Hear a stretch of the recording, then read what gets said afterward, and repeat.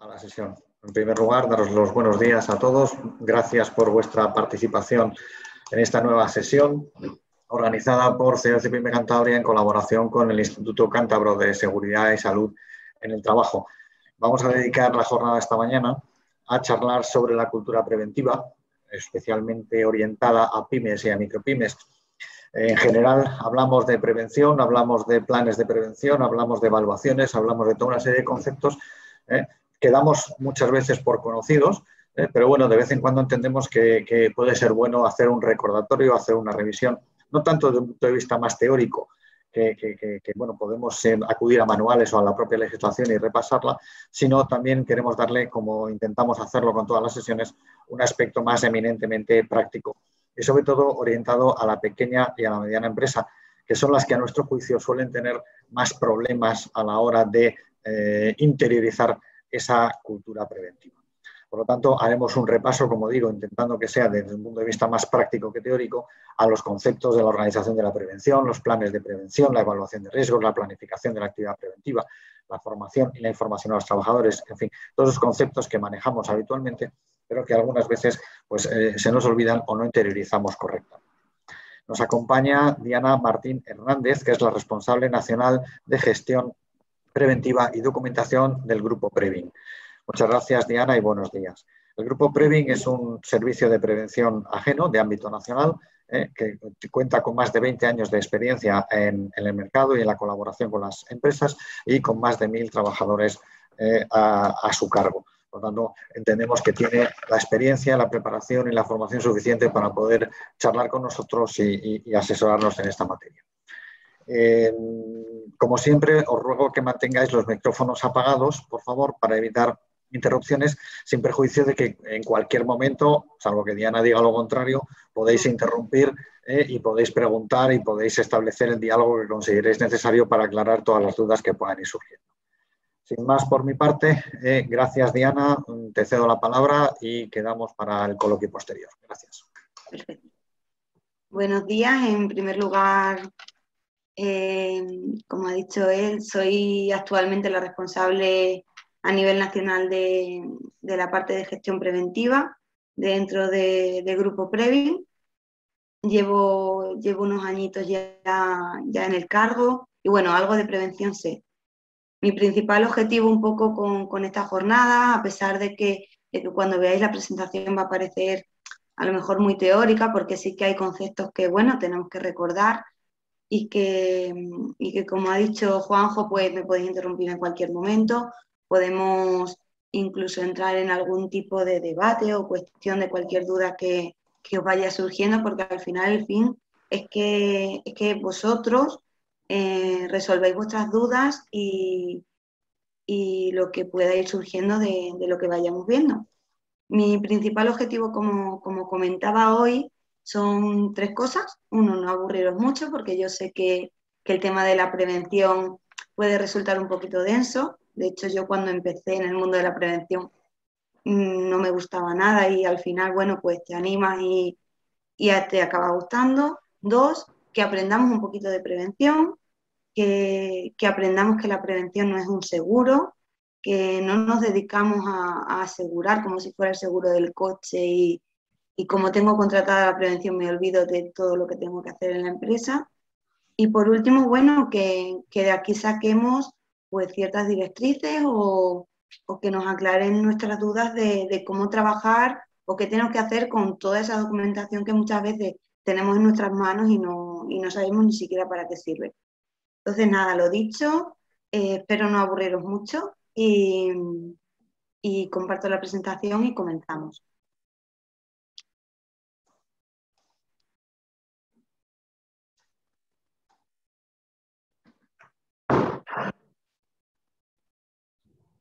Creo que ya se ve. Bueno, en primer lugar vamos a ver un poco el índice de lo que he considerado un poco que podríamos ver y que podríamos comentar durante esta hora y media. La organización de la prevención, sobre todo cuándo puede asumir y quién puede asumir la prevención, qué es el plan de prevención, para qué me sirve, qué tengo que hacer cuando me dan ese documento ¿Qué tengo que hacer con él? ¿Lo guardo, lo uso, lo comunico, me lo leo, no me lo leo? ¿Qué contenido tiene? La evaluación de riesgos, qué es y por qué es tan importante.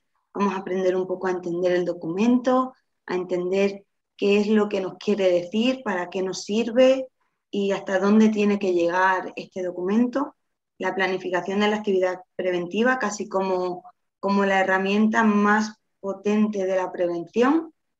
Qué tengo que hacer con ella, cómo la puedo gestionar. Vamos a ver un ejemplo de un apartado de una planificación, que en este caso pues es la que generamos nosotros como servicio de prevención a nuestro cliente. ¿Qué tengo que hacer con ella? Me corresponde a mí, le corresponde a mi organización preventiva, mis personas, ¿vale? Mis personas trabajadoras, es decir, mis trabajadores y mis trabajadoras, como pilar fundamental para cumplir la prevención. ¿Qué es eso de consulta y participación? ¿Qué tengo que preguntarles? Si tienen que participar, ¿qué tienen que hacer? Como punto 6, pues, ¿qué información le tengo que dar? ¿Por qué tengo que formar y cada cuánto tiempo y quién tiene que hacerlo? A las personas que están trabajando conmigo.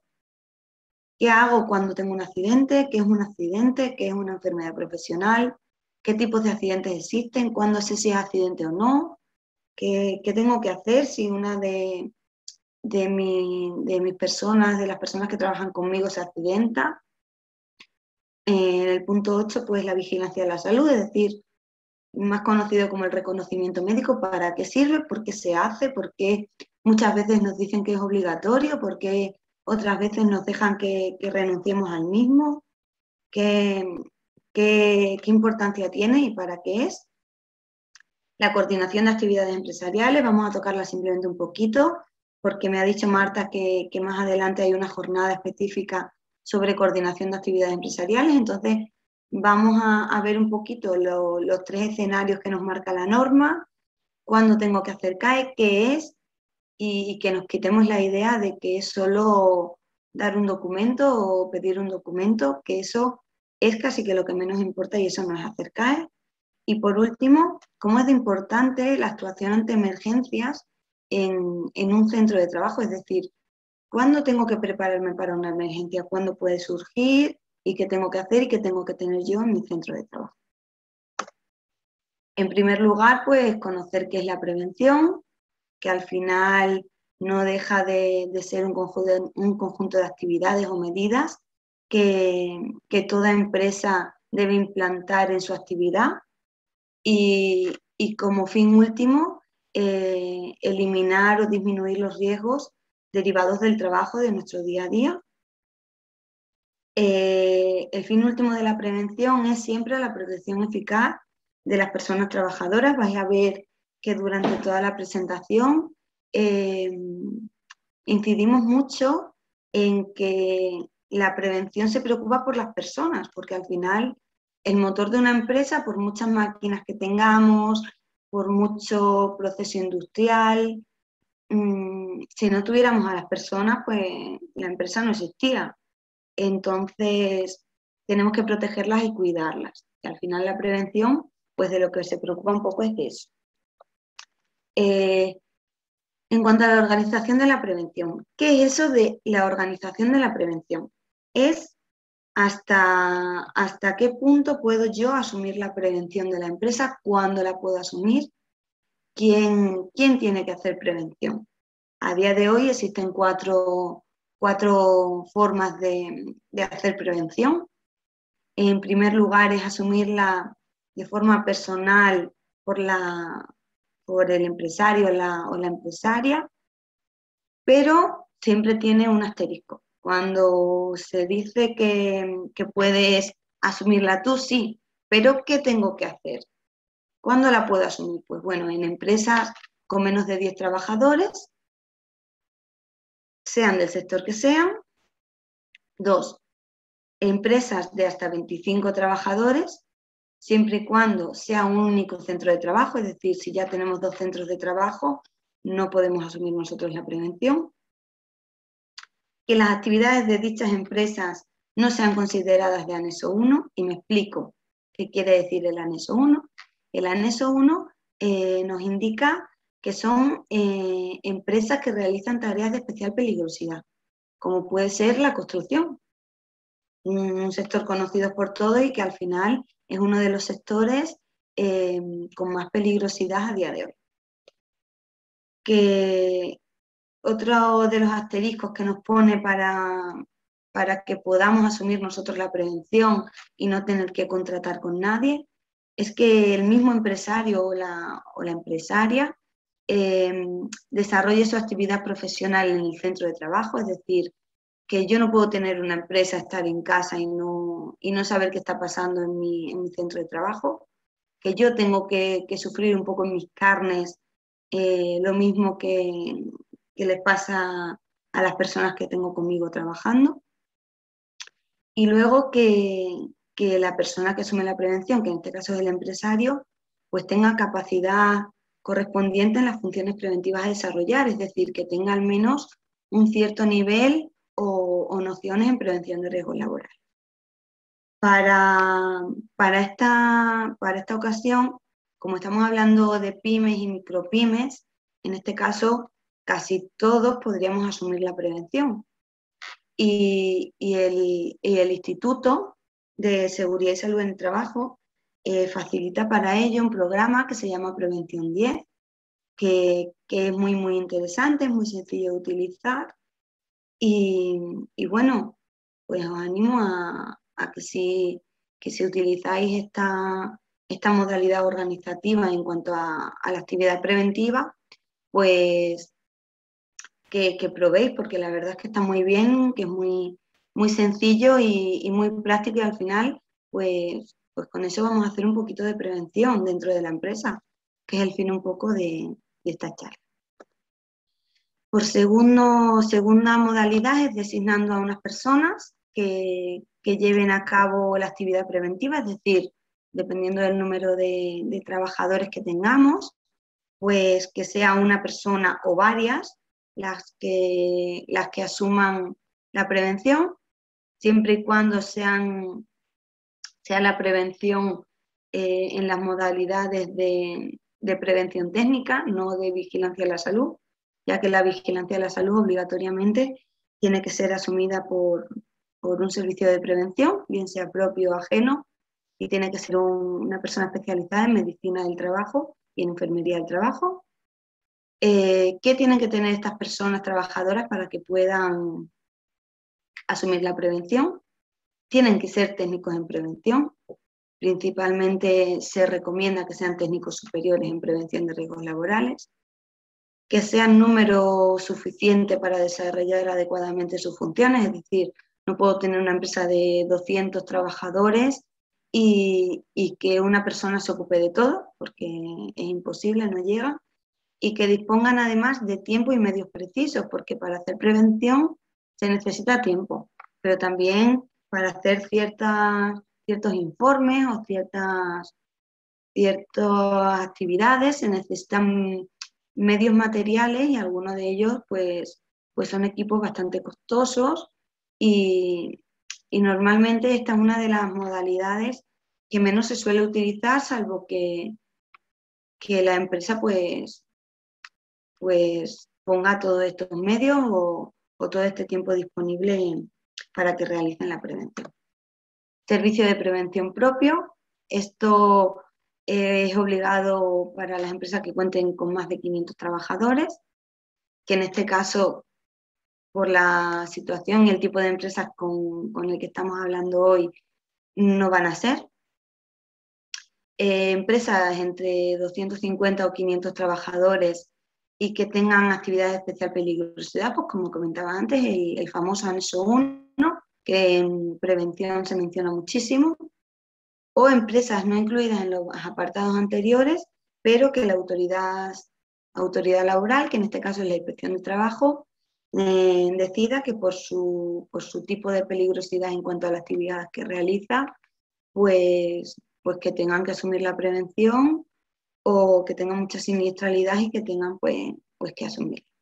El servicio de prevención propio pues tiene que contar obligatoriamente con como mínimo un técnico de prevención y un equipo sanitario formado por un médico del trabajo y un enfermero del trabajo. Y por último, la opción que a todos os sonará, la opción por la que yo a día de hoy estoy trabajando, es la asunción de la organización preventiva o de la prevención por un servicio de prevención ajeno. A día de hoy en España existen muchísimos servicios de prevención, algunos más pequeños, otros más grandes. En este caso, Grupo Previn, que es en el que yo me encuentro.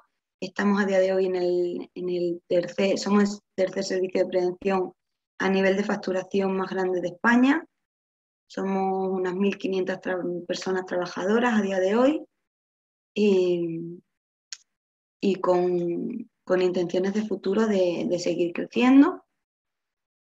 ¿Cuándo se debe contratar con un servicio de prevención ajeno? Pues básicamente cuando las otras tres opciones las hemos desistido. 1, no queremos asumir la prevención por parte del empresario porque no nos vemos capaces. 2, no consideramos que nuestra empresa pueda llevarlo a una persona o que me pueda permitir una persona que específicamente me haga prevención solo para mí. Y 3, pues no tengo la necesidad de constituir un servicio de prevención. Ya os digo, esta es la modalidad más utilizada por la mayoría de las empresas porque es verdad que es la modalidad más sencilla, pues al final contratas con una empresa donde esta empresa pues se encarga prácticamente del 80% de las cosas que a mí me corresponden hacer en prevención como empresario o como empresaria. Con esto aquí me quiero parar un poquito, ¿por qué? Porque es lo que empezaba a hablar al principio, de que tenemos que tomar a los servicios de prevención como un órgano de consultoría, de prestación de servicios, de asesoramiento, pero no como un seguro. Es decir, contrato la prevención y me olvido de que tengo que hacer prevención. No. Aunque haya una persona, un técnico en este caso, o un equipo sanitario, realizando prevención en tu empresa, debes asumir y tienes que conocer que como empresario o empresaria tengo unas obligaciones que la ley me marca y que tengo que integrar la prevención dentro de mi organización, dentro de mi empresa, por muy pequeñita que sea, aunque solo tenga 2 trabajadores, al final pues tengo que integrar la prevención y tengo que saber hacer prevención. Y al final es el objetivo pues de esta jornada. Vamos a conocer ahora un poquito los documentos de lo que nos hablan muchas veces este tipo de empresas, de toma, te doy el documento del plan de prevención y ahora qué hago con esto, o la evaluación de riesgos o la planificación. El plan de prevención, ¿qué es?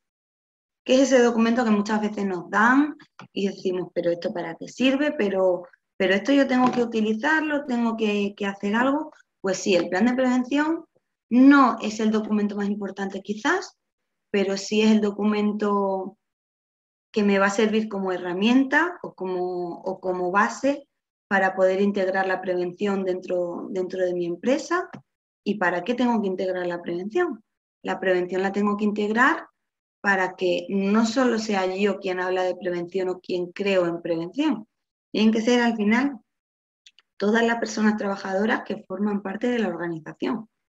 Pues el fin al final es garantizar la seguridad y salud de todos, no tener siniestralidad, poder trabajar de forma segura y bueno, irnos tranquilos todos los días a dormir a casa.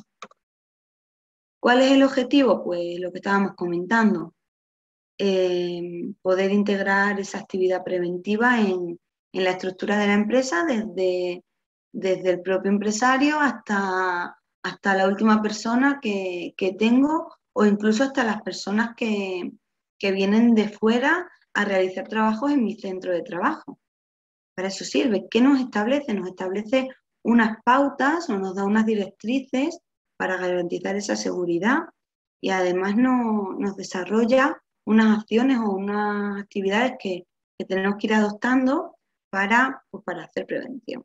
Me vais a escuchar muchísimo hoy la frase de hacer prevención porque quiero que seamos conscientes que todos podemos hacer prevención. Por muy poquito que aportemos, todos podemos poner nuestro granito de arena. ¿Qué debe contener el plan de prevención? Esto es un poco más teórico, pero para que cuando veamos un plan de prevención, pues que sepamos qué es y por qué viene toda esa información.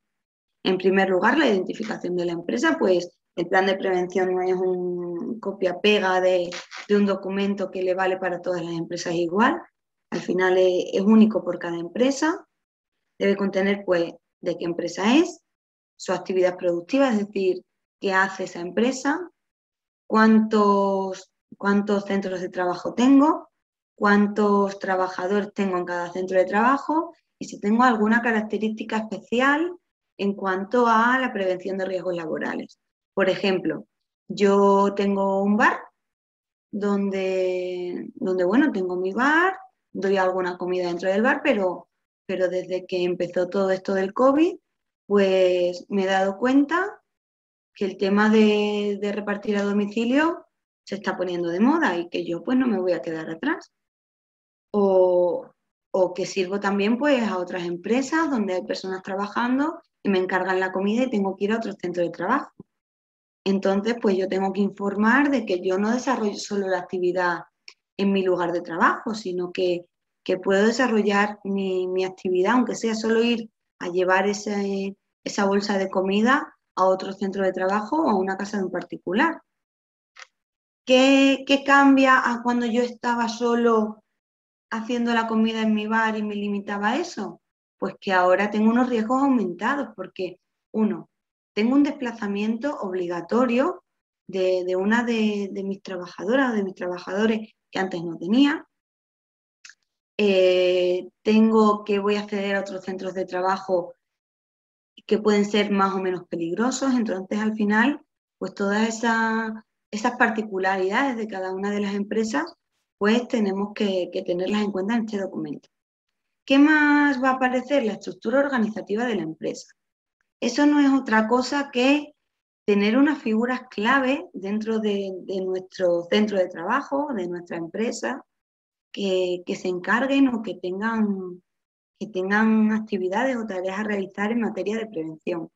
¿Cómo puede ser? Pues la persona que se encarga de todo el tema de emergencias cuando sucede un accidente o sucede una emergencia y tenemos que evacuar el centro de trabajo. Hay una persona dentro de cada empresa, por muy pequeña que sea, que tiene que estar dedicada a eso. Otra persona que es la persona interlocutora en materia de prevención de riesgos laborales, es decir, la persona que dentro de mi empresa, que puedo ser yo como empresario, o puede ser uno de mis trabajadores que sepa de prevención y que transmita toda esa información pues, al resto de las personas para verdaderamente pues proteger su seguridad y su salud. Tenemos que identificar pues, estas funciones, estas responsabilidades de cada una de esas personas y establecer pues, cómo va a ser la comunicación entre ellos. Todo esto pues, en relación a la prevención, no nos olvidemos que estamos hablando de prevención. Luego, organización de cómo es mi producción. Yo entiendo que hay empresas en las que no hay procesos productivos, o no es que no haya, sino que no son complejos y entonces no lo tomamos como un proceso productivo, porque al final el que nosotros en nuestro bar llegue el camión, descarguemos las bebidas, las metamos dentro, carguemos el botellero, carguemos el grifo de cerveza, todo eso son mini procesos productivos que estamos realizando en nuestro trabajo y que van a hacer que en función de cómo hagamos la tarea, pues vamos a tener más o menos riesgos dentro de la empresa. En cuanto a la organización de la prevención, en este caso es indicar qué persona o quién gestiona la prevención, que como hemos dicho antes, suele ser el servicio de prevención ajeno, porque es la modalidad más común o más versátil o más sencilla para las empresas. Y luego, por último, una política en materia de prevención. La política en materia de prevención, que sonará chino, pero cuando hablamos de este tema y cuando vemos el documento siempre viene, la política no es otra cosa que decir, vale, yo tengo que hacer prevención este año en mi empresa. ¿Qué voy a hacer para hacer prevención? Bueno, Pues este año me he planteado que voy a intentar minimizar el proceso productivo y bajar los riesgos en cuanto al manejo de las cargas o del peso que tienen que coger mis trabajadores, y voy a utilizar un medio mecánico como puede ser una carretilla eléctrica o algo, en vez de que tengan que coger las cajas estas personas. Bueno, pues este año me he propuesto que vamos a empezar a hacer simulacros de emergencia para ver cómo tenemos que evacuar el centro cuando hay personas allí ajenas a la empresa y quién se va a encargar. Pues un poquito los objetivos en materia de prevención que nos vamos a plantear cada uno en la empresa. ¿Qué tenemos que hacer con el plan de prevención cuando se nos facilita? Pues este plan de prevención no podemos coger y si nos lo dan en papel, guardarlo en una carpeta y ala, ya hemos cumplido con la prevención. O en el caso de hoy, que cuando ha venido el COVID todo se ha digitalizado muchísimo y ya prácticamente no se utiliza papel, coger y dejarlo descargado ahí en el ordenador y olvidarnos de que existe. No, debemos conocerlo, debemos leerlo, debemos implicar a nuestros trabajadores o a nuestras personas trabajadoras en esta materia, es decir, explicarles lo que es el plan, para qué sirve, qué podemos hacer, si tienen algún tipo de modificación o entienden que hay que poner alguna cosilla más de las que tenemos. Si una de estas personas son las encargadas en materia preventiva de realizar alguna actividad, pues formarlo, explicarle cuáles son sus funciones. Es decir, que sea un documento vivo, que no se quede ahí en un cajón y que no nos lo leamos y digamos, esto yo no me entero de nada, lo dejo ahí y como ya lo tengo, ya no me van a sancionar ni me van a hacer nada. Ya os digo, el plan de prevención es un documento un poco más básico, que da un poco menos de juego que la evaluación de riesgos, que es la que vamos a ver a continuación, y que sí que da mucho juego a la hora de trabajar con ella y de ver cómo podemos adaptarla a nuestro día a día o cómo podemos reducir todos esos riesgos que están en nuestro centro de trabajo o en nuestros puestos de trabajo. Vale, ¿qué es la evaluación? La evaluación de riesgos al final es un proceso en el que cuando la persona está redactando este documento, su fin es estimar la magnitud o ver cuánto de grandes o de peligrosos son esos riesgos que no han podido evitarse porque por la actividad o por el lugar de trabajo en el que están presentes, pues teniendo pues información necesaria para esto pues de la propia empresa. Por eso cuando el técnico de prevención va a visitar la empresa, pues pregunta, quiere verlo todo, hace fotos, porque al final lo que quiere es conocerlo todo para hacer lo más específica posible esta evaluación para que sea lo más completa y para que contemple pues todos esos riesgos que muchas veces no nos damos cuenta que existen y que están ahí.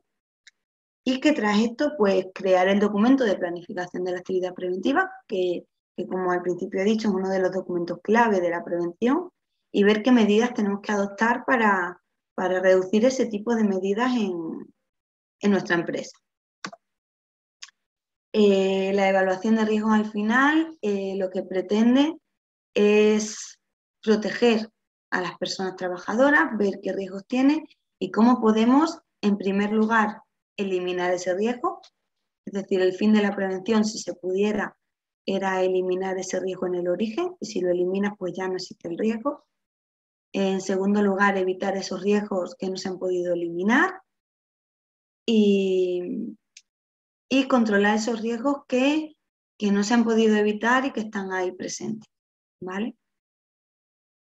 Muy importante que el alcance de la evaluación no solo queda en los puestos de trabajo, sino que queda también en los riesgos que me pueda dar mi lugar de trabajo, en los riesgos que me pueda transmitir mi equipo de trabajo por haberlo utilizado, o si en el caso de la empresa en la que yo estoy trabajando o de mi empresa utilizo algún tipo de agente químico que tiene alguna peligrosidad especial, pues también me puede transmitir unos riesgos. Vamos a llevar un poco esto a la práctica y ¿qué vamos a ver en nuestra evaluación? En nuestra evaluación, cuando nos den ese documento o cuando tengamos que redactar ese documento, tenemos que ir y os voy a intentar facilitar, que es como trabajamos nosotros dentro de nuestro servicio de prevención, es ir trabajando por trozos. Suena un poco mal, pero al final es mucho más sencillo porque luego sumas un poquito todos esos trozos y al final pues llega un momento en el que todos los riesgos de esa persona están sumados en ese punto 1, punto 2 y punto 3. En primer lugar, nos podemos imaginar pues cada uno de nosotros nuestro centro de trabajo. Vamos a pensar que nuestro centro de trabajo es una clínica dental, ¿sí? Una clínica dental que tiene 2 plantas, no es muy grande, pero bueno, tiene su sala de espera, con su recepción, sus 2 consultas con sus voz, sus sillas odontológicas. ¿Quién no ha ido al dentista? Todos lo conocemos. Su almacén donde nos hacen las radiografías para ver si está todo bien. Y en la parte de arriba, pues, es prácticamente lo de abajo, pero también en la parte de arriba. Ahora, ¿qué tenemos que hacer? Pues tenemos que ver qué riesgos tenemos únicamente por estar allí, aunque no estemos haciendo nada, aunque entremos en esa clínica y nos pongamos de pie y ni nos movamos. Pues ya tenemos un riesgo de que si ese día han fregado, pues que nos podemos resbalar y nos podemos caer. Un riesgo de que si hay una puerta que por lo que sea se cierra y da portazo, pues que te puedes entallar los dedos. Tenemos otro riesgo de que si vamos por las escaleras y subimos a la planta de arriba, pues existe la posibilidad de que te puedas caer por las escaleras. Tenemos un riesgo de que al final están trabajando pues con tema biológico, donde pues hay enfermedades, sacan sangre, al final pues te puedes contagiar pues no por estar allí, simplemente pues por los restos, pues por tocar a lo mejor pues ese contenedor donde echan las agujas cuando nos pinchan y todo eso. ¿Por qué os explico esto? Porque esos son los riesgos propios del lugar de trabajo. El riesgo de incendio porque no se ha revisado una instalación eléctrica, el riesgo de que una persona toque el cuadro eléctrico y si no está señalizado y no está tapado pueda tener un contacto eléctrico indirecto, es decir, que no le pueda dar un calambre pero sí que le pueda dar a lo mejor un chispazo por haber tocado donde no tenía que tocar. O bueno, al final en el lugar de trabajo puede haber miles de riesgos que en ningún momento pensamos. De hecho, yo recuerdo que uno de los accidentes que tuvimos fue que una trabajadora que limpiaba bueno, las habitaciones de hotel, una camarera de piso, fue a limpiar la mampara con la mala suerte de que para limpiarla por dentro de la bañera, pues se apoyó en ella, la mampara se quitó de la pared, se partió en trocitos y le produjo muchísimos cortes a esa persona. Al final, el fallo, teníamos 2 fallos ahí. Uno, que la mampara no estaba bien anclada a la pared porque si no, no se tenía que haber venido. Y 2, pues que la trabajadora lo mismo no se tenía que haber agarrado a la mampara. Con esto, ¿por qué lo cuento? Porque nunca pensamos que eso te puede suceder y en prevención, los técnicos de prevención tienen que tener esa capacidad de anticiparse al riesgo. Entonces, bueno, volviendo a nuestra clínica dental, ya hemos visto que en nuestro lugar de trabajo ya pueden existir riesgos. Hemos dicho que tenemos el riesgo eléctrico, que tenemos el riesgo de caída al mismo nivel cuando nos resbalamos, que tenemos el riesgo de caída a distinto nivel cuando subimos o bajamos las escaleras, porque ya hay un desnivel presente ahí, que podemos tener un riesgo de atrapamiento cuando se cierra la puerta, que tenemos podemos tener un riesgo de choque si la puerta de entrada es de cristal, no hay ninguna pegatina que nos marque y nos podemos chocar contra el cristal porque no lo hemos visto. Podemos tener un riesgo de golpe cuando estamos colocando algo en una estantería y se cae un objeto. Entonces, bueno, pues esos riesgos los tenemos solo por acceder a ese lugar de trabajo. En segundo lugar, la evaluación de riesgos debe contemplar, como hemos dicho, los riesgos asociados a los equipos de trabajo, porque no es lo mismo trabajar con un ordenador, que como mucho puede que algún cable esté suelto y que el cargador se derive un poco y te dé un poco de calambre cuando tocas el cable, que no te va a pasar nada, a trabajar, por ejemplo, con una radial o con una sierra moladora, que son equipos de especial peligrosidad, donde las personas que los utilizan pues tienen que tener ciertos conocimientos y para no cortarse. Además de que esos equipos pues tienen que estar siempre en perfectas condiciones, tienen que tener todas sus protecciones y todo eso es hacer prevención. ¿Qué hace el técnico cuando ve un equipo? Que muchas veces vamos a las empresas y nos dicen, pero ¿por qué miráis todo? Que no estamos haciendo nada malo. No, si yo no digo que esté haciendo nada malo. Lo que yo quiero ver es que cada equipo de trabajo que se utiliza en este lugar o en este centro de trabajo es óptimo y está en perfectas condiciones para que vosotros cuando utilicéis ese equipo no me pueda pasar nada. O si me pasa algo, pues muchas veces existe el factor suerte y a veces la suerte no nos acompaña y tenemos pues esos riesgos añadidos de haber tenido pues algún despiste, que la mayoría de los accidentes suelen ser o por despistes o por confianza excesiva en que conocemos muy bien cómo se debe hacer el trabajo y nos olvidamos de que tiene peligro esa acción que estamos haciendo. Imaginaros que, por ejemplo, vamos a coger de la clínica dental la maquinita con la que nos hacen los empastes. Todo el mundo, bueno, si no se haya hecho un empaste, seguro que sabe el ruidito famoso que hace esa máquina. Pues esa máquina al final es una máquina de aire comprimido que al no ser una máquina muy grande no nos va a hacer daño, pero el aire comprimido pues puede producir algún golpe o puede producir algún daño a la persona que lo está utilizando si hay algún escape o está dañada la carátula de esa máquina. Pues además podemos cortarnos porque al final eso es como una punta o como una lija lo que se utiliza para hacer los empastes y si no tienes las protecciones adecuadas puestas, pues te puedes hacer daño. Entonces, con un aparatito tan simple al final también tiene sus riesgos, es decir, ya tenemos los riesgos que tiene el propio lugar de trabajo por estar allí, más los riesgos que tiene ese equipo por estar utilizándolo. Imaginaros que en lugar de utilizar ese equipo pequeñito, nos vamos a utilizar una motosierra y tenemos que cortar un tronco que es casi más grande que nosotros.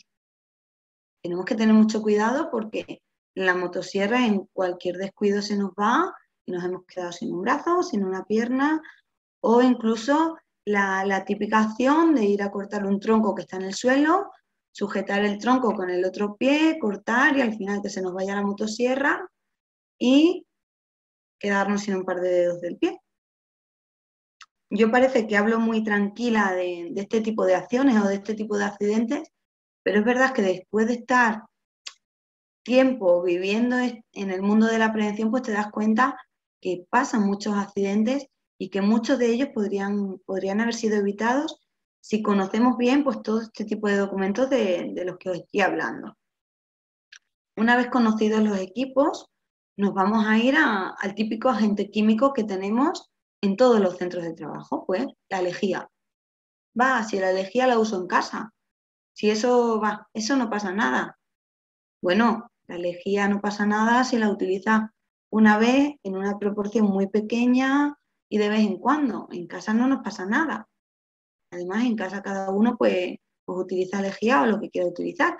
Pero si en mi centro de trabajo yo tengo lejía, lo que estoy haciendo es que la persona que esté utilizando ese producto químico para trabajar, porque realiza la limpieza, tiene un riesgo añadido, porque al final es un producto químico,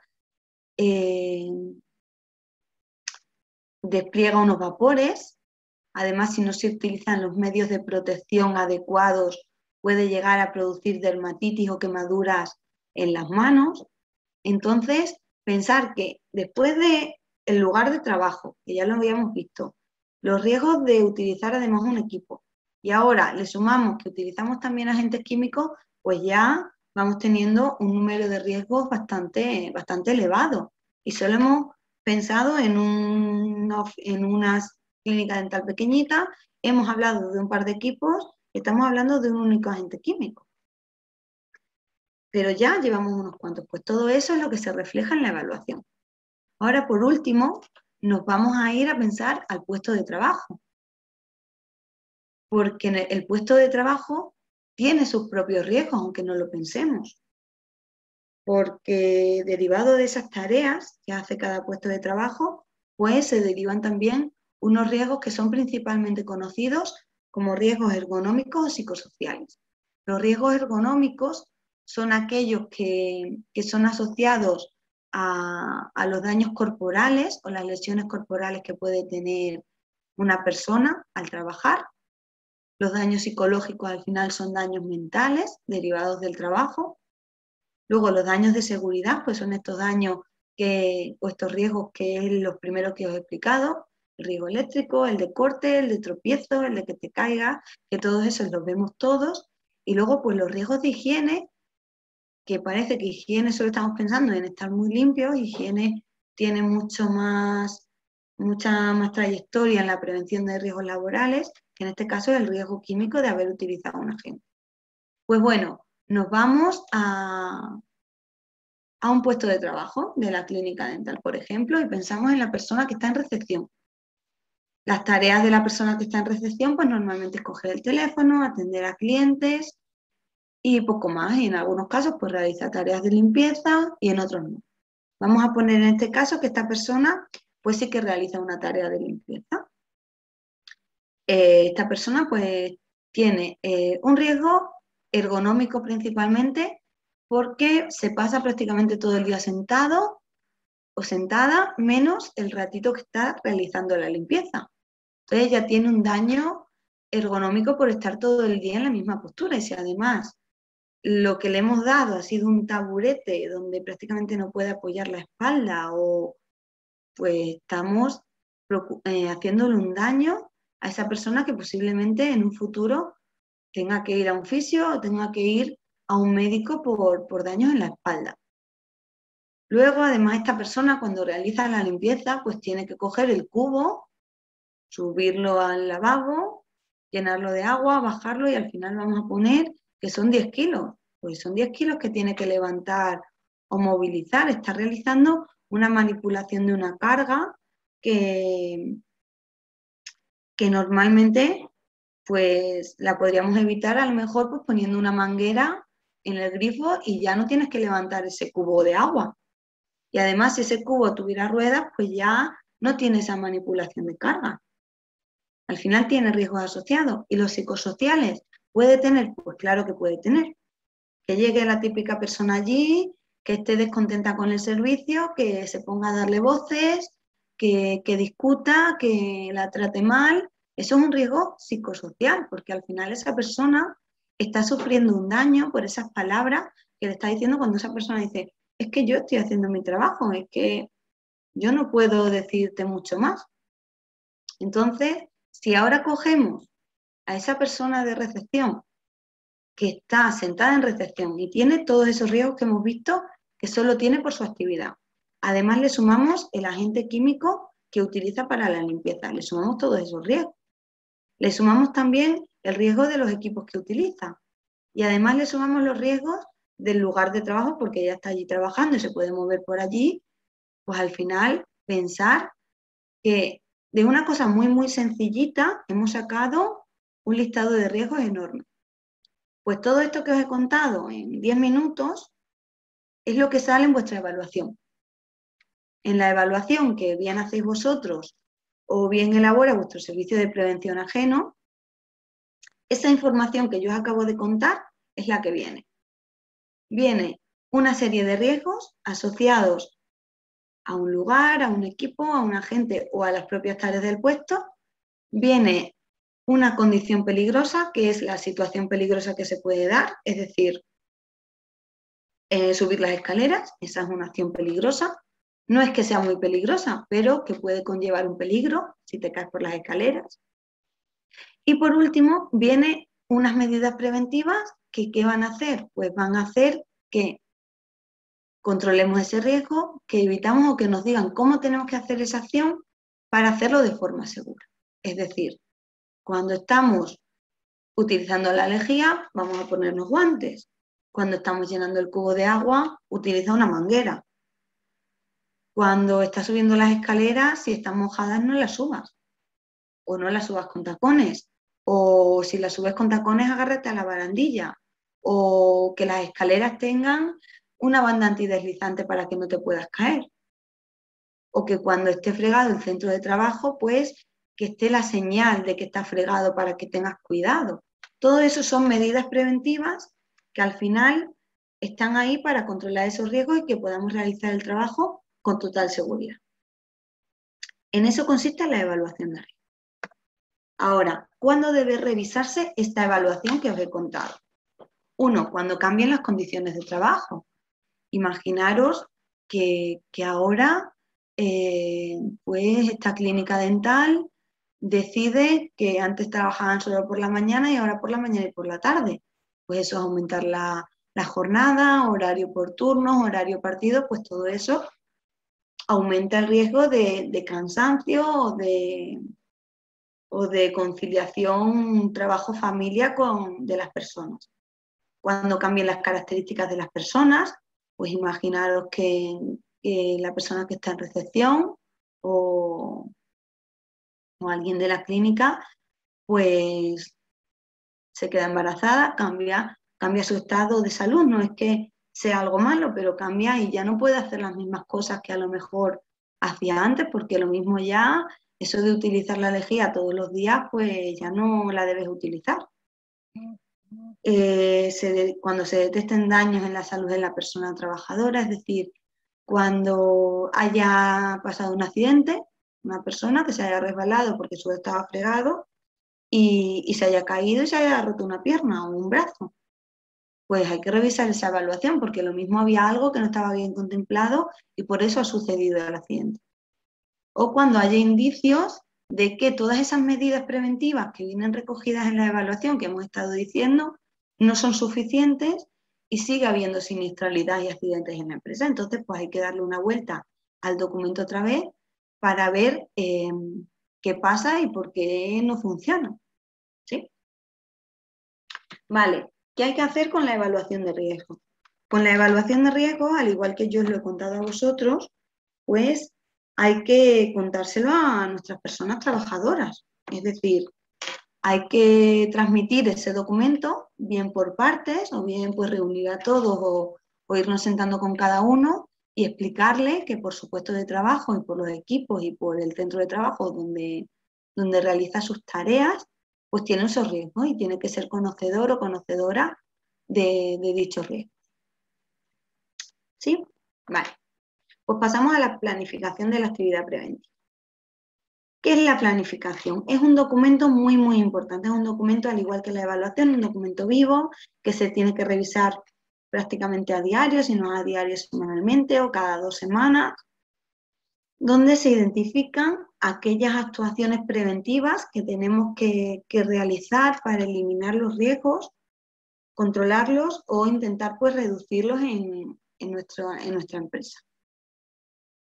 La planificación de la actividad preventiva tiene que ser siempre un documento muy organizado, muy claro, muy sencillo, no puede ser un documento de 1000 páginas porque al final no sería objetivo. Tiene que ser un documento que sepamos manejar, que podamos entender y que nos ayude pues, a llevar a cabo esos objetivos de prevención que tenemos nosotros definidos en nuestro plan de prevención y que finalmente pues tenemos que llevar a cabo o tender a que esa planificación pues sea lo más escueta posible, porque cuanto más pequeña sea la planificación, quiere decir que más control tenemos sobre los riesgos de nuestro centro de trabajo. ¿Qué vamos a encontrarnos en la planificación de la actividad preventiva? Dos tipos de medidas: medidas correctoras y medidas de control. Las medidas correctoras son aquellas que nos dicen que tienen un objetivo de eliminación o reducción de riesgos. Es decir, algo que tenemos que corregir porque se puede corregir. Porque se puede hacer de otra forma para que el riesgo sea menor o para que el riesgo no exista.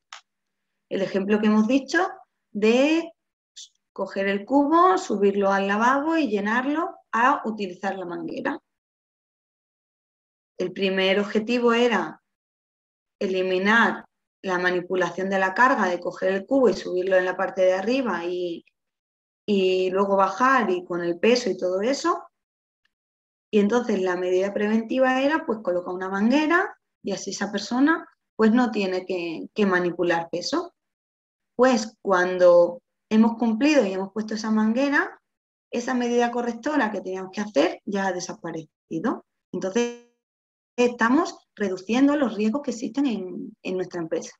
Y luego las medidas de control son aquellas medidas que como quien dice no van a desaparecer nunca, porque son medidas pues, que nos tienen que acompañar en nuestro día a día y que nos dicen acciones que tenemos que perseguir cada día para tener controlados los riesgos y que al menos, que ya que existen, que no vayan a más. Por ejemplo, una medida es que todos los años se revisen los extintores. ¿Por qué? Porque si yo tengo un extintor en mi centro de trabajo y no lo reviso, puede ser que un día tenga un incendio, aunque sea una papelera que me sale a arder, lo quiera apagar y como el extintor no está revisado, le quite la anilla, intente utilizarlo y el polvillo que tiene dentro se haya evaporado o simplemente esté atascado y no funcione. ¿Ahí qué estamos haciendo? Estamos multiplicando ese riesgo de incendio, es decir, ya lo teníamos, pero además lo estamos multiplicando por 2 al no haber realizado ese control o esa revisión de los extintores. Eso, por ejemplo, es una medida de control. ¿Cómo gestiono la planificación? Pues como vamos a ver ahora en este apartado, tengo que decir de cada medida preventiva, bien correctora o bien de control, los plazos. Es decir, ¿cuándo la voy a hacer? ¿Antes de qué día? Las prioridades de ejecución. Si voy a ejecutar primero una, voy a ejecutar primero otra. Los recursos económicos, materiales y humanos que voy a utilizar para eliminar o realizar ese control de esa medida preventiva. Recursos económicos, pues muchas veces el comprar la manguera tiene recursos económicos porque nos cuesta dinero, materiales porque a lo mejor hay que instalarla y humanos porque lo tiene que hacer una persona. En el caso de la revisión de los extintores, pues igual, tiene recursos económicos porque el que nosotros le hagamos la revisión al extintor tiene un coste, materiales sí porque tenemos que revisar el extintor y humanos porque tiene que ser la empresa especializada en revisión de extintores quien nos lo tiene que hacer. Y el alcance y las responsabilidades quiere decir qué persona es la responsable de hacer esa acción. Porque puede ser que dentro de la empresa el responsable siempre es el empresario o la empresaria, pero esta persona puede delegar ciertas funciones en trabajadores o trabajadoras. Entonces, al final, pues, la responsabilidad es de la persona a la que has designado para hacer eso. Esta, por ejemplo, es un ejemplo de planificación de una medida preventiva que utilizamos nosotros en nuestro formato. Ya os digo que esto simplemente es una captura, que pueden dárnoslo en Excel, pueden dárnoslo con un programa, nos lo pueden dar en PDF, pues cada servicio de prevención pues utilizará su formato y su aplicativo para hacer este tipo de documentos. Vamos a ver qué ven aquí. ¿Qué nos dice? La prioridad inmediata. Inmediato quiere decir que es algo que tienes que hacer ya. porque si no lo haces ya, puede sufrir un accidente la persona que está trabajando ahí. Apartado nos indica que está correspondiente al lugar de trabajo, es decir, que tiene que ver con todos estos riesgos que hemos estado viendo en primer lugar en el lugar de trabajo. Que el origen del riesgo está en la planta 1 del edificio. Y el factor de riesgo, es decir, dónde se localiza el riesgo, es en el material de locales y primeros auxilios. Y el riesgo es riesgo en cuanto a la organización preventiva.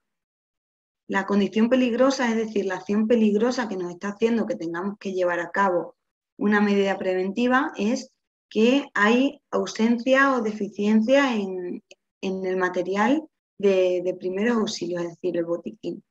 Y la medida preventiva que nos dice es que se debe tener un material de primeros auxilios adecuado en caso de accidente y que en la empresa no hay ni siquiera botiquín, que se debe solicitar a la mutua, porque la responsabilidad del botiquín de primeros auxilios, que lo tengamos o que lo revisemos, eso le corresponde a la mutua de accidentes que debemos de tener contratada. Entonces, en este caso, ¿qué tengo que hacer? Aquí lo que me está diciendo mi servicio de prevención es que tengo que poner un botiquín, porque cualquier día tengo un corte, tengo un accidente dentro y no puedo realizar los primeros auxilios a esa persona. Entonces, aquí simplemente nos indica desde cuándo se ha incluido en el informe, eso cada servicio de prevención tiene su formato, quién es el responsable, que en este caso es la empresa. Esto lo podríamos modificar y poner pues, que es la persona X, que es la responsable de emergencia. Y es la que tiene que contactar con la mutua para que nos dé el botiquín. El coste estimado, pues aquí en lugar de según presupuesto especializado, deberíamos de poner el coste que nos va a conllevar, que en este caso no nos va a llevar coste ninguno, porque es la mutua quien nos debe facilitar eso. Pero claro, dentro de eso, pues es la mutua que nosotros tenemos contratada, entonces al final ese botiquín en parte sí que tiene un coste asociado a la prevención, porque nosotros le estamos pagando a la mutua. Esto es el coste estimado, que nosotros estimamos que va a ser. Luego tenemos aquí la fecha prevista. La fecha prevista es cuándo de máximo va a estar eso ejecutado.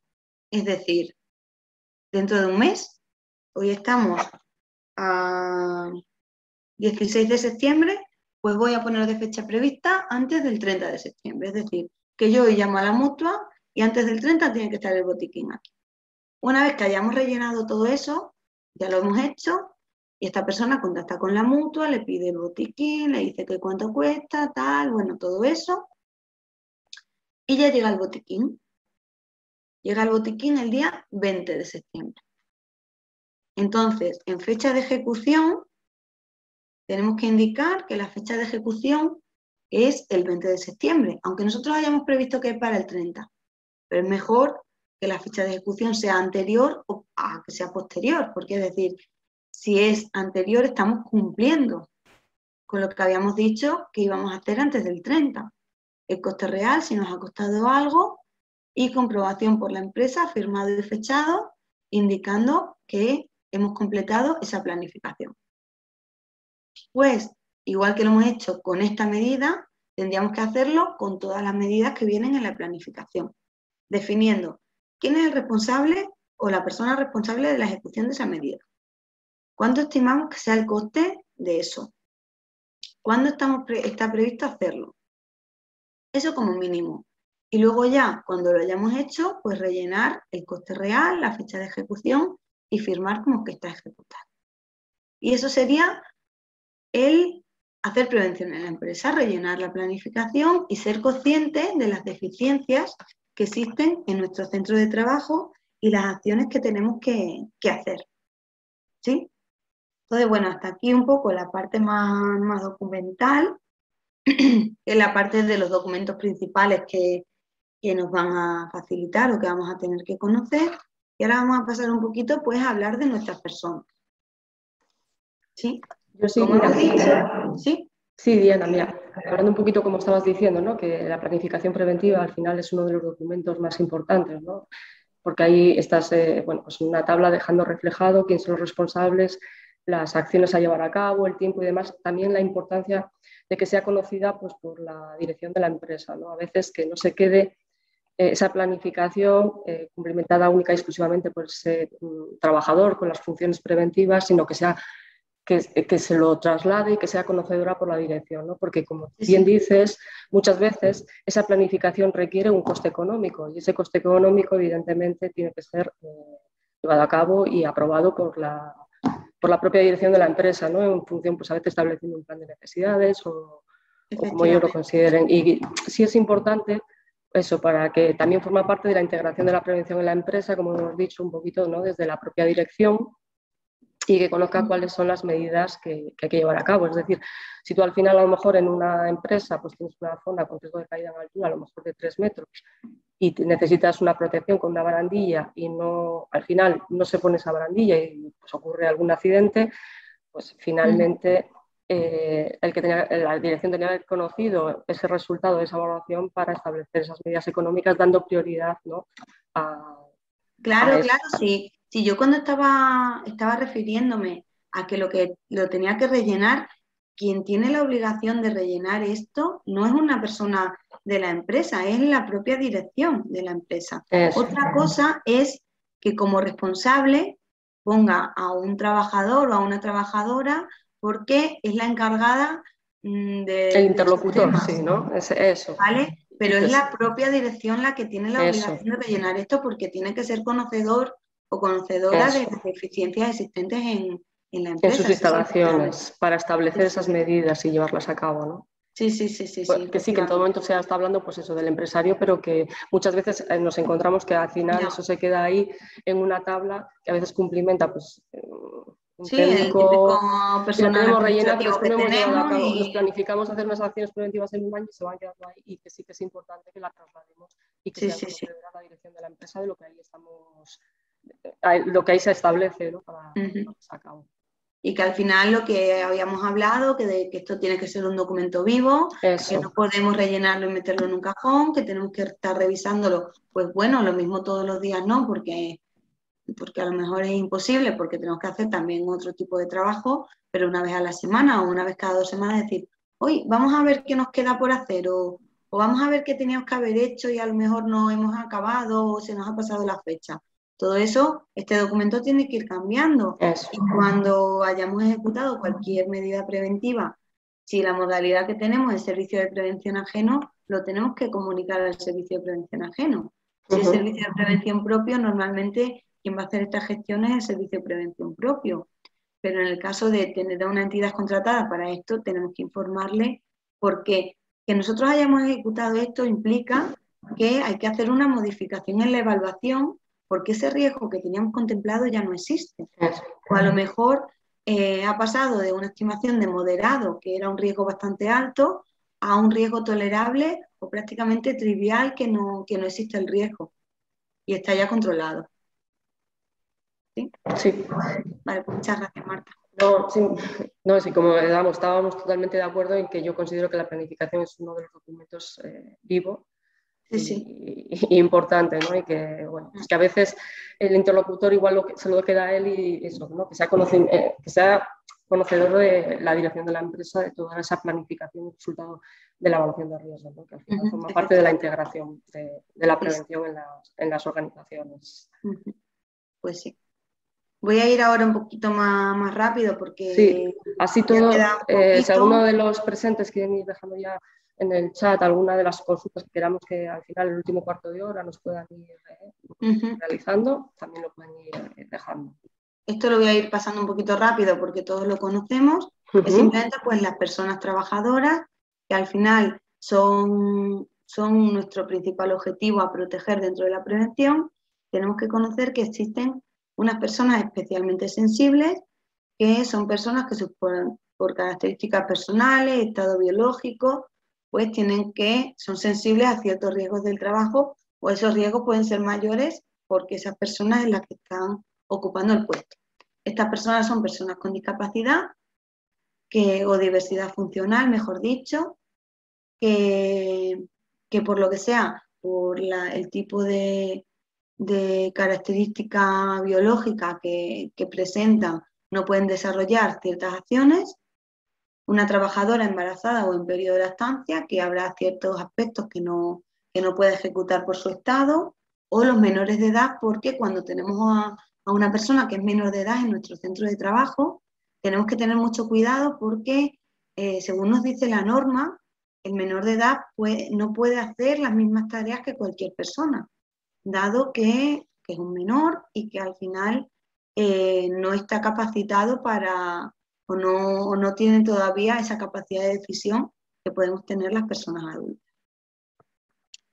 En cuanto a la información que nos indica el artículo 18, es simplemente pues repetir un poquito lo que hemos estado diciendo, nos lo indica el artículo 18 de la Ley de Prevención, que es que todas las personas trabajadoras tienen que recibir información con respecto a los riesgos de seguridad y salud, tanto de su centro de trabajo como de su puesto, como de sus equipos. Tienen que ser conocedoras de aquellas medidas o actividades de protección y prevención que se van a llevar a cabo para minimizar o controlar esos riesgos, y tienen que ser conocedoras también de las medidas de emergencia adoptadas en el centro de trabajo cuando se dé la situación de emergencia en el mismo.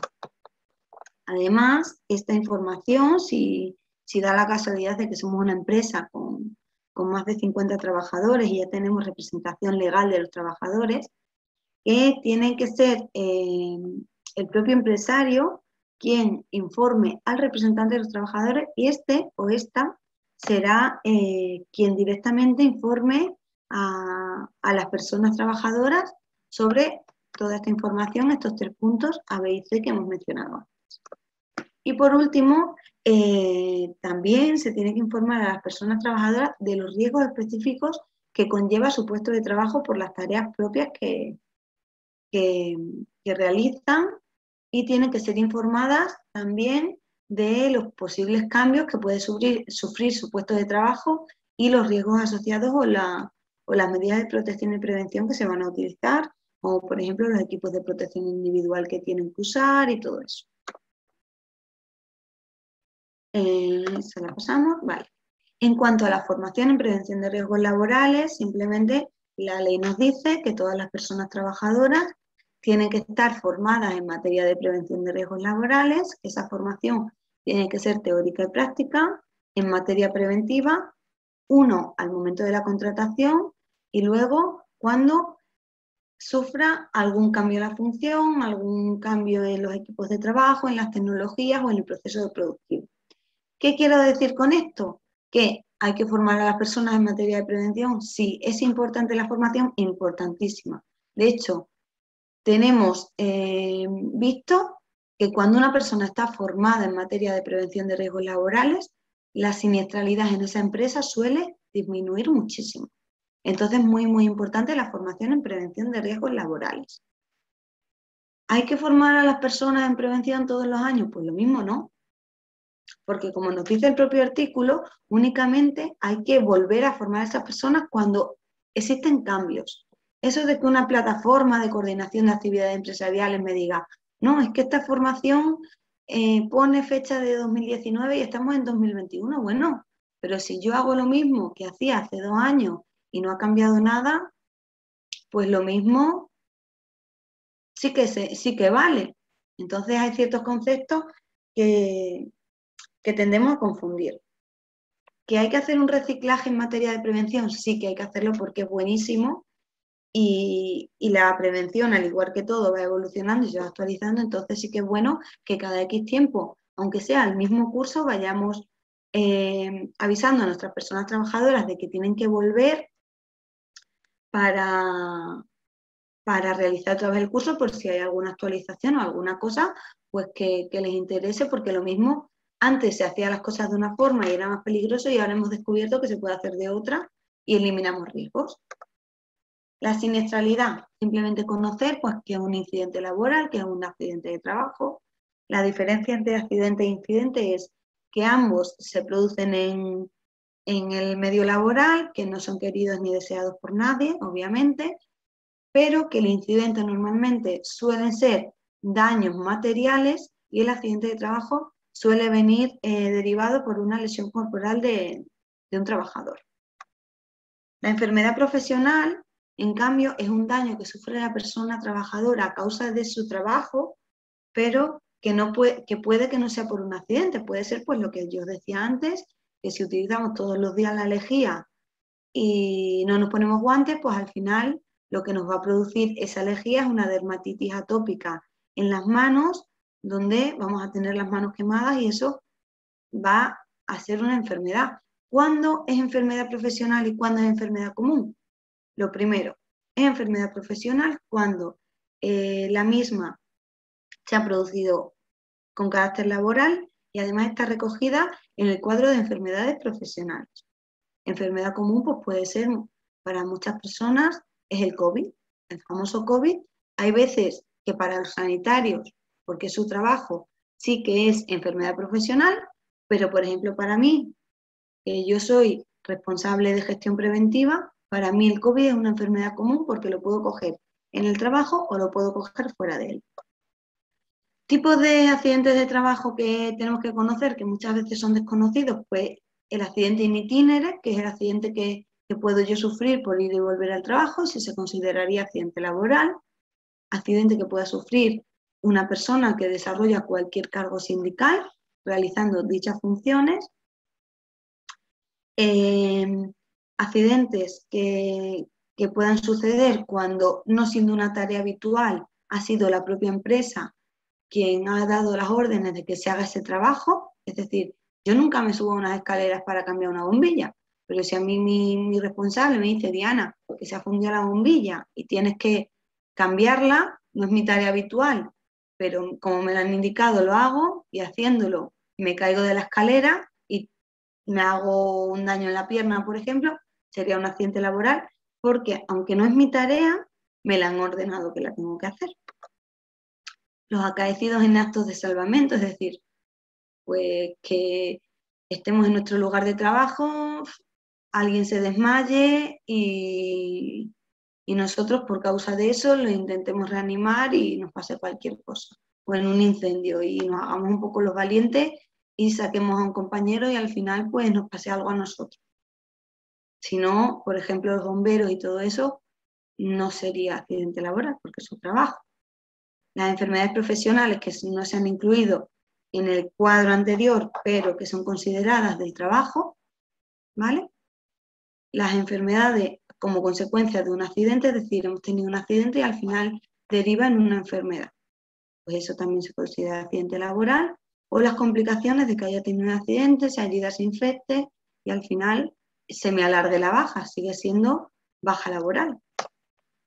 ¿Qué tengo que hacer cuando una persona trabajadora de mi empresa sufre un accidente? Lo primero de todo, mantener la calma. A pesar de que muchas veces es difícil, pero mantener la calma es la clave. Luego, facilitar asistencia médica. Si la persona está consciente y podemos movilizarla hasta el centro sanitario, se movilizará. En el caso de que no se pueda movilizar, pues se llamará a una ambulancia para que venga. Recordar que cuando es un accidente laboral hay que llamar a la mutua de accidentes. Luego hay que notificar el accidente de trabajo a través de la vía electrónica de declaración de accidentes de trabajo, que se llama DELTA. En este caso, si la modalidad organizativa es servicio de prevención ajeno, pues informar a la modalidad organizativa y por último realizar la investigación del accidente. La investigación del accidente, dependiendo del tipo de concierto que tengamos con el servicio de prevención ajeno, lo realizaremos nosotros o lo realizarán los técnicos del servicio de prevención. Vigilancia de la salud. Rápido. Es simplemente conocer que en el artículo 22 de la ley nos indica que la vigilancia de la salud tiene que ser periódica. Tiene que ser al inicio del trabajo y de forma periódica. ¿Por qué? Porque el reconocimiento médico nos sirve para dos cosas. Uno, para ver el estado de salud en el que se encuentra esa persona antes de empezar el trabajo y al hacerlo de forma periódica vemos si ese trabajo le está afectando de forma negativa a la persona. Existe la voluntariedad de renunciar al reconocimiento médico, salvo algunas excepciones donde si no se hace el reconocimiento médico, pues no puede trabajar, porque hay veces que para trabajar por convenio o por obligación del sector en el que estás trabajando, te tienes que realizar obligatoriamente el reconocimiento médico. No obstante, como voy a dejar la presentación, pues todo esto lo vais a tener y lo vais a poder leer tranquilamente.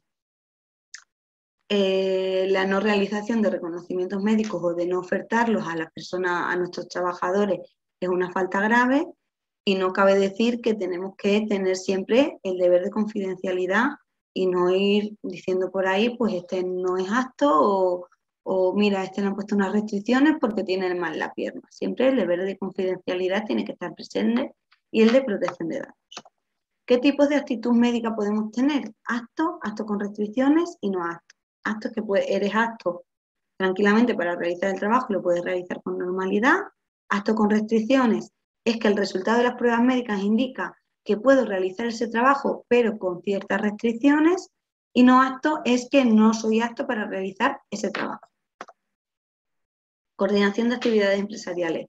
No voy a hablar mucho porque como se va a tratar en otras jornadas, simplemente conocer que el artículo 171/2004, el que desarrolla toda la legislación en materia de prevención, o sea, de coordinación de actividades empresariales, y que no se trata únicamente de un intercambio documental, que la prevención, o sea, la coordinación de actividades empresariales, nos la tenemos que creer y que al final la coordinación consiste en un intercambio documental de decirte yo, ¿qué riesgos te voy a transmitir por desarrollar la actividad en tu lugar de trabajo o qué riesgos me puedes transmitir a mí por desarrollar la actividad junto a mí?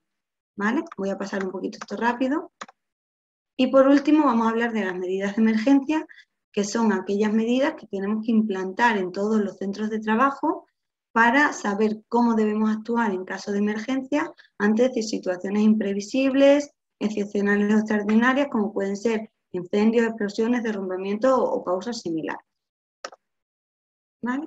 Y por mi parte, muchas gracias. Aquí os voy a dejar mi correo electrónico y recordar que la prevención es cosa de todos y que debemos de hacer prevención juntos, el responsable de la empresa con sus trabajadores, las empresas con las entidades, tanto públicas como privadas, para que al final la prevención pues no quede ahí en un documento y sea algo vivo. Entonces, si queréis voy a ir leyendo las preguntas del chat, que no sé si alguien ha puesto algo. Buenos días. El primer año es obligatorio el reconocimiento médico. Pues no tiene por qué ser obligatorio el primer año. Como he dicho, el reconocimiento médico puede ser en algunos casos voluntario. Normalmente el servicio de prevención ajeno os va a indicar cuándo es obligatorio, cuándo hay que hacerlo y cuándo no. Os explico. Por ejemplo, imaginaros, en mi puesto de trabajo, que yo principalmente, mi puesto de trabajo es administrativo, salvo pues excepciones de cuando viajo por ahí, voy a visitar a algún cliente o hago algún tipo de tarea más técnica en alguna obra o en algunos clientes, ¿sí? ¿Es obligatorio mi reconocimiento médico? Sí. ¿Por qué? Porque mi trabajo, por ejemplo, implica una conducción, es decir, yo para mi trabajo, como tengo que visitar oficinas de otros compañeros o tengo que ir a dar charlas a entidades públicas o formaciones como la de hoy, pues me implica un desplazamiento, tengo que coger el coche y cuando cojo el coche estoy poniendo en riesgo mi seguridad, pero también estoy poniendo en riesgo la seguridad de terceras personas. Entonces, cuando de mis acciones puede dar lugar a un riesgo a terceros, tengo que pasar un control médico. No obstante, eso lo suele decir vuestro servicio de prevención, si es obligatorio o no. Pero en la mayoría de los casos suele ser obligatorio. ¿Vale? Y no sé si hay alguna preguntita más o queréis que revisemos algo más tranquilamente. Yo, Diana, sí que te quería hacer un comentario. Si no hay nadie que quiera hacer ninguna pregunta, sí, que claro, nos asiste. Sí. Dime. Yo quería hacerte un comentario. Sí. En relación con, al comienzo de tu exposición has hablado de la posibilidad y de la plataforma de Prevención 10. Yo creo que todos conocemos la plataforma, pero nosotros le hemos dado muchísimas vueltas aquí en COE sobre el asesoramiento a las empresas para la utilización de la plataforma o no. Y nos ha surgido siempre una duda, y al Instituto Cántabro también, en relación con el apartado formación, el apartado formativo. ¿Quién podría impartir esa formación y cómo se podría complementar esa formación? Porque las empresas se encuentran muchas veces con la duda de decir, bueno, sí, yo empresario tengo 5 trabajadores a mi cargo, estamos en un único centro de trabajo, no estamos incluidos en el Real Decreto, en el anexo famoso, bien, perfecto, y yo tengo la formación, pero yo al mismo tiempo no tengo capacidad de impartir esta formación a mis trabajadores, por lo tanto, la tendría que contratar fuera. Sí, si ya tengo que contratar fuera la formación y además también tengo que contratar la vigilancia de la salud por obligación legal, pues casi me veo obligado a contratar un servicio de prevención y no a meterme en el lío de la prevención. En el fregado de Prevención 10, muchas veces sí. Claro. Y quería saber vosotros como servicio de prevención si os habéis encontrado con esta tesitura, esta situación, esta problemática y qué criterio tenéis.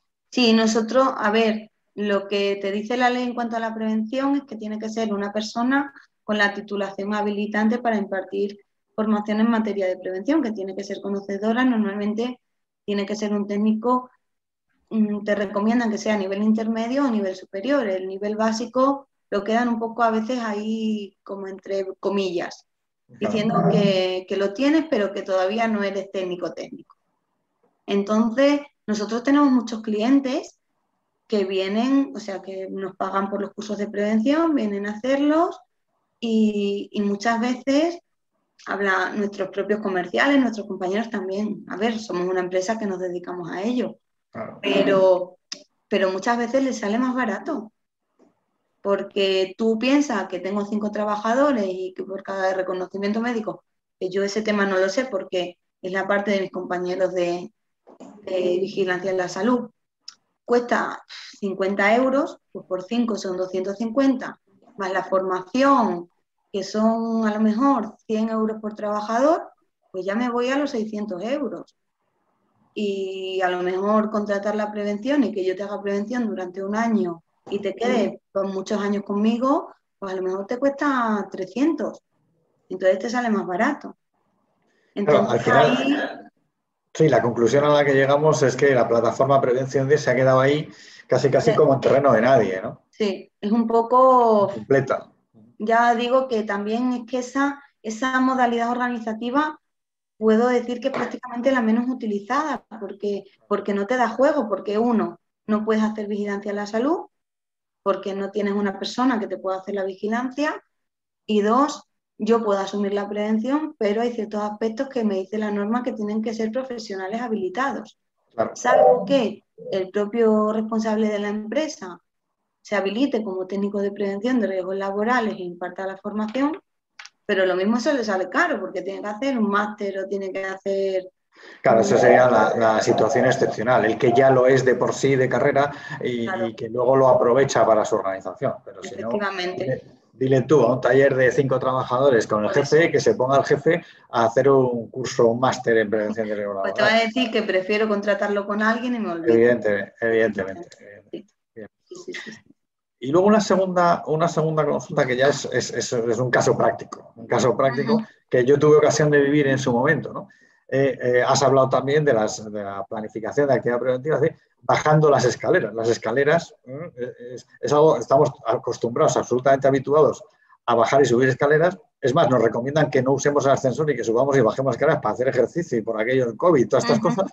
Pero yo tuve ocasión de vivir una circunstancia, una chica, una compañera de trabajo, con una falda muy amplia, muy larga y muy amplia, y unos tacones, bajando la escalera, enganchó el tacón en la falda y salió rodando toda la escalera abajo.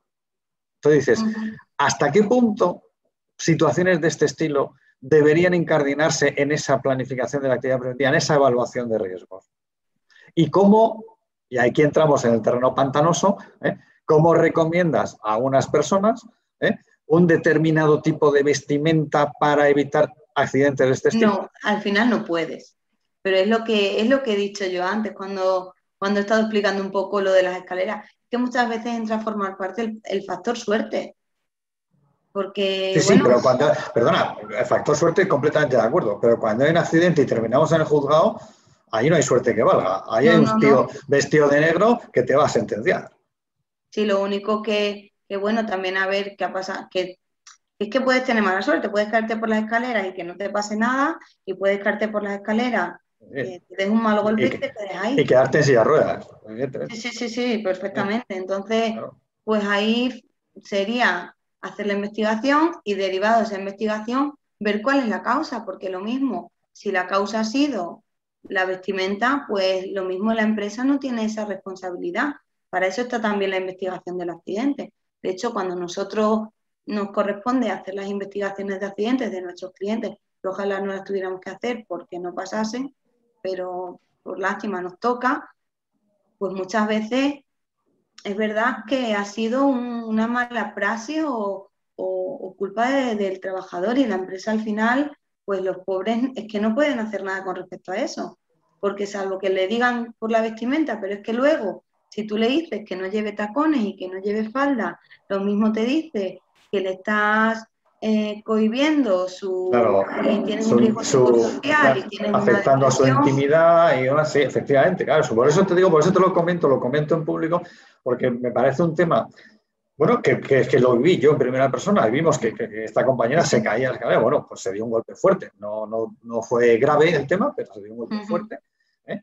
Y sí que es cierto que luego te lo planteas desde un punto de vista de prevención de riesgos y dices, uy, hay muchas aristas en este tema. Claro, ¿no? pero es que yo ahí veo, como técnico de prevención, que si está contemplado el riesgo de caída a distinto nivel por las escaleras, y tú analizas cuál ha sido el factor, esa escalera estaba bien, tenía la banda antideslizante, tenía su barandilla, tenía todo, y al final el objeto de ese accidente ha sido la vestimenta de la trabajadora, es que tú no puedes hacer nada.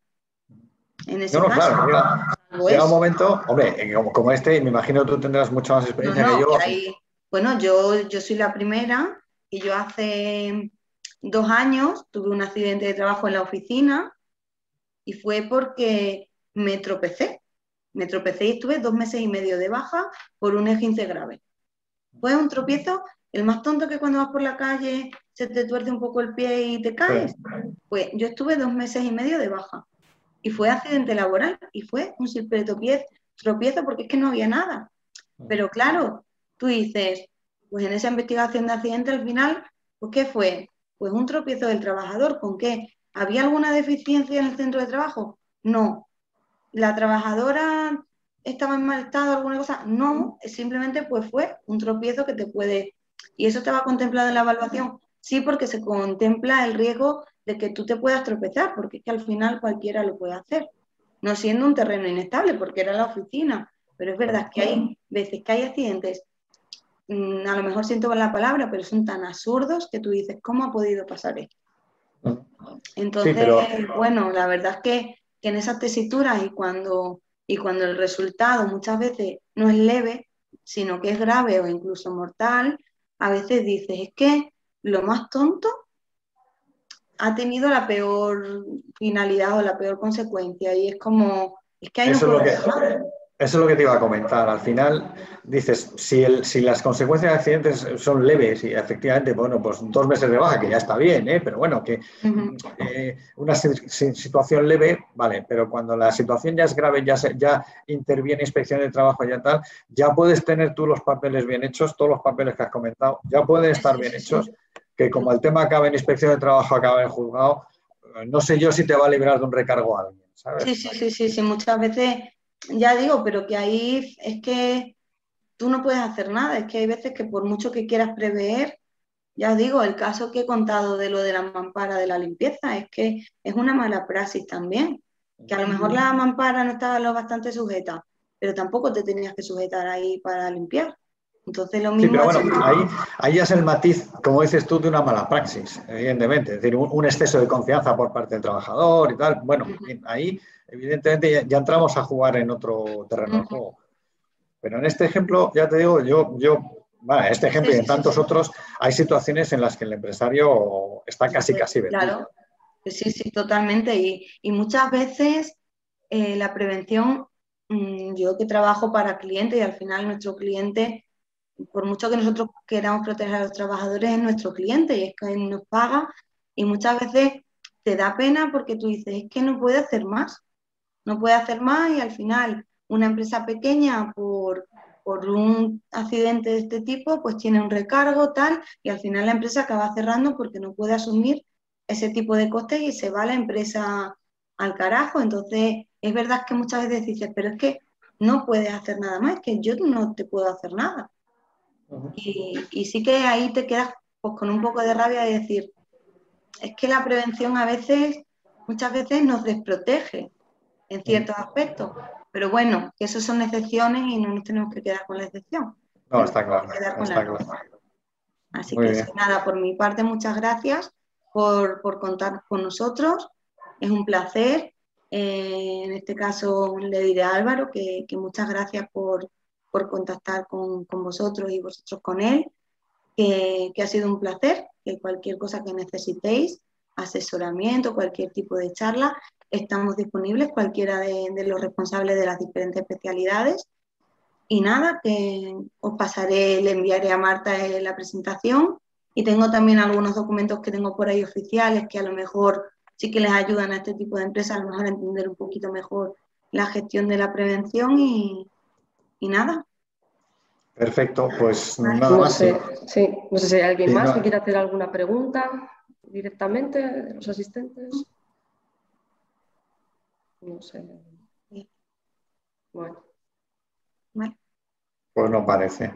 Yo, mira, un poquito en relación también ya, bueno, para finalizar, Diana, un poquito lo que estábamos hablando de investigaciones de accidentes, en el tema de lo que estamos hablando ahora, ¿no? Cuando sucede como estamos hablando de un accidente y estableces al final la investigación, una serie de medidas correctoras, que al final lo que estás buscando es evitar que se vuelva a repetir, ¿no? Para eso lo analizas. No sé si os pasa, ¿no? Porque muchas veces cuando hacemos esta labor de asesoramiento desde COE visitamos empresas y les ayudamos un poquito en la planificación y con la prevención, a veces son como reticentes a esta obligación de, no sé si os ha pasado, de rellenar y cumplimentar estas investigaciones de accidentes o no es Sí, así. sí, mira, nosotros, por ejemplo, con algunas empresas, nosotros analizamos normalmente, investigamos accidentes graves, muy graves o mortales, que son al final pues, los que más miga tienen. Y como la ley al final no te dice quién tiene que investigarlo, sino que te dice una obligación del empresario y que éste puede derivar en quien quiera para la investigación, pues muchas veces las propias empresas nos dicen que no quieren hacerlo, que por qué lo tienen que hacer, que bueno, que pues es una labor que además si lo tienen si ha sucedido un accidente muchas veces porque hay algo que no estaba bien. Bien previsto, sí, organizado, ¿no? Sí, el que se nieguen a hacerlo, al final es su problema, entre comillas, porque la autoridad laboral a quien le va a pedir un poco pues esa responsabilidad es a la propia empresa. Pero sí, nos encontramos muchos casos en que dicen las empresas que por qué, que para qué, que para qué sirve esto, si puede volver a pasar. Bueno, pues lo mismo si lo haces bien y analizamos por qué ha pasado, la siguiente vez no pasa, o en vez de ser grave es leve o la siniestralidad disminuye. De hecho, este año con uno de los compañeros hemos estado haciendo una labor, hemos estado en una empresa cliente donde nos contrataron para bajar la siniestralidad y ha sido una labor de investigación de todas sus investigaciones de accidentes y de ver de dónde provenía esa siniestralidad, que en unos meses hemos bajado la siniestralidad, pero muchísimo. Entonces, yo creo que más que obligar es ponerte con esa persona a decir, venga, vamos a hacerlo juntos y te voy a explicar cómo se hace. Más que decir, mira, que lo tienes que hacer tú y listo. Es más sentarte y decir, venga, lo hacemos entre los dos, te ayudo, entiendes y bueno, lo mismo, al entender la primera y saber que el trabajo que va a hacer es interesante, además es importante y tiene un fin, pues lo mismo la próxima vez que suceda, que ojalá no, pues... Sí, sí que la finalidad es analizarlo para establecer esas medidas y ver que no se vuelva a repetir. Y a veces lo ven más como si fuese a dejar reflejado hay una culpa de quién ha sido y realmente el análisis, la investigación de la y saber por qué ha pasado y poner medidas que no vuelva a pasar. Y que puede derivar en modificar una evaluación de riesgos y revisar otra serie de cosas, y a veces pues lo ven más como dejar ahí reflejado quién tiene la culpa de lo que ha sucedido, ¿no? Y no, sí, efectivamente. Y no quieren como cumplimentarlo cuando además es una... Sí, sí, para que no quede constancia de nada. No, era por saber si eso sucedía o si habías encontrado en esas situaciones, ¿no? Que sobre todo en ciertos sectores donde creen menos en la prevención que en otros. Normalmente las empresas más grandes y con más riesgos tenemos menos problemas que con las empresas pequeñitas y con menos riesgo. Sí, sí. Porque como no ven la prevención o no ven el peligro, no ven el resultado. Entonces, pues no creen tanto en la prevención. Sí, lo que estábamos hablando y lo que es el título de la jornada, que es la cultura preventiva, ¿no? Que al final yo creo que todos los que trabajamos en prevención y de riesgos laborales, si la aplicamos, pues yo creo, a día de hoy sigue siendo pues una de las asignaturas pendientes, ¿no? Sí, el que realmente, y sobre todo cuando hablamos de pymes y micropymes, integrarla dentro de la propia organización y verla pues como un valor empresarial, ¿no? De momento pues la siguen viendo como el cumplimiento de esas obligaciones legales, buscando evitar la sanción, quizá, ¿no? Sí, más que evitar como ese valor. Entonces, eso, ¿por qué voy a hacer esto si no le ven la finalidad? Pues sí, tiene esa finalidad de evitar que esto se vuelva a repetir. Muchas veces yo estuve en una charla que era de cuánto cuesta un accidente de trabajo. Claro. Y a lo mejor hasta que no les pasa, no entienden para qué sirve la prevención. Porque si hubieras hecho prevención, lo mismo ese accidente no te pasa y no te cuesta ese dinero. Pero hasta que no ven lo que cuesta un accidente de trabajo, no se dan cuenta de que la prevención, si la hubieras hecho bien, te hubieras ahorrado todo eso. Sí, sí. Entonces ahí yo estuve y la verdad es que era muy, muy interesante porque te desglosaban todo lo que derivaba de un accidente de trabajo con baja, con sustitución, con todo y bastante interesante. Así pues que muy bien. Bueno. Un placer y nada, lo que necesitéis. ¿De acuerdo? Perfecto, pues muchísimas gracias, Diana, Marta, a todos los participantes y nada, nos vemos en la próxima sesión. Muchísimas gracias a todos. Venga, gracias a todos. Adiós.